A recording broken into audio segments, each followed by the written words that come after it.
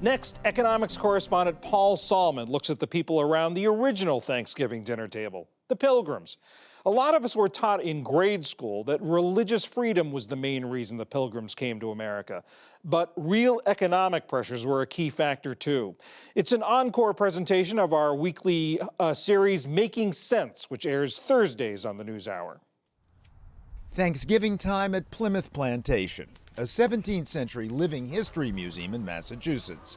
The year, 1624, when, as the story goes, 100 people landed on a bare and windy shore, seeking freedom from the English church. For this, they were ready to confront the grim and grisly face of poverty. In the beginning, God created the heaven and the earth. We've long celebrated the religious drive to build a city on a hill for strangers in a strange land. But it turns out that our pilgrims faced poverty at least as grim and grisly back in Holland, from whence they'd fled 16 years earlier to separate from the Church of England. Patience Prince was among those who came to Plymouth, as played here by one of the plantation's reenactors. Here we live a humble life, but we work for ourselves. In Holland, we could put food on our tables, but it was a very hard labor. Meanwhile, America was literally, to them, a new world. We will be able to turn a good profit so that it benefits everyone. The plantation's governor and chronicler, William Bradford. It might be a place where profit and religion can jump together. There is no shame in doing well, for one must still exist in this world and thus be comfortable. Stephen Hopkins was a merchant colonist. Will you become rich, do you think? Well, I imagine all men entertain the idea of it, but, well, that really shall be not up to me. It is hoped that we'll at least prosper. Most of the pilgrims had been farmers in England, but made their living in the cloth trade in Holland. When the wool market crashed, these folks were desperate to emigrate. They were living in deep privation, and it was a way of escaping poverty. Plymouth historian Richard Pickering. So was the main motivation really what we would now call economic? There is a religious motivation in the desire to protect the church, but those that were living in Holland were safe, so that they could have remained and worshiped as they wanted, but it is an economic motivation to better the lives of their children and grow the number of church members. In other words, the pilgrims were very much economic immigrants, like so many who've come to America since. But if so poor, how could they afford an ocean passage with provisions to America? The answer is some 70-odd investors, known as merchant adventurers.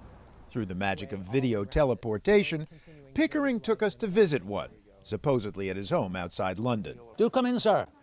Let me show you here. We've got some fine peltry. Furs just back from New England. Full disclosure, we were still in reconstructed Plymouth, but houses there look just like those in suburban England.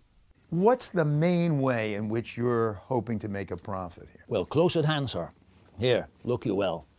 Fine beaver pelt. Just sprung back. And our report is that they expect more and more of such things. Why furs? Do people wear fur coats here in London? Oh, no, sir. It's the hats, the beaver hats. All good people now wears beaver hats. You may remember that famous Indian princess that come from Virginia that some would call Pocahontas, though in England generally she was called Rebecca, and she had her portrait painted, I am told, in a fine beaver. The tradable goods of America were the 3 F's, fur, fish, and forests, which provided wood like pine for an increasingly clear-cut England. In England, there's hardly a pine till you get up to Scotland. But to get the goods, you had to get to America and survive. So investors in London bankrolled the venture by purchasing shares in a stock company, as with similar ventures in Virginia, Bermuda, and elsewhere. £10 for a single share, roughly 6 months' worth of an ordinary worker's wages, $15,000 to $20,000 today maybe. One merchant may have invested as much as several $100,000 in current dollars. Each colonist over age 16 got 1 share just for emigrating, working the territory and making a profit for the investors. Initially, it was agreed that for 7 years' time, we would ship raw materials back to them to be sold. Merchant colonist Stephen Hopkins. They would send trade goods onto us.